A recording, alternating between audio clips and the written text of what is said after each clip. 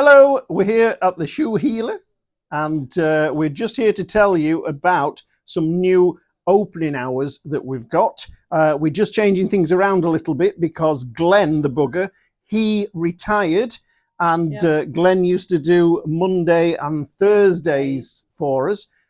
So what we're going to do now is a lot of the shops down Scott Lane here, they close on a Monday. So we're going to follow suit. It's a quiet day, and there's no need for us to be here really on a Monday.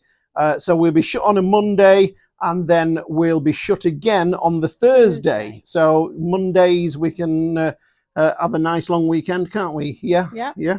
Thursdays. Not together. No, are you sure? Do our own thing. Okay, Thursday might be a bit much, but we'll be doing other things. So we will be closed on Mondays, closed on Thursdays, and then the opening hours will be 10 till 4. 10 till 4. Okay, 10 till 4.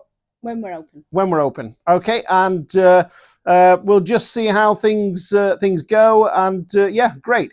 The video before, sorry, you were going to say something? Doesn't affect the repair side. No, of course. Just the sales side. Yes. Paul's open 6 days a week, 9 till 5.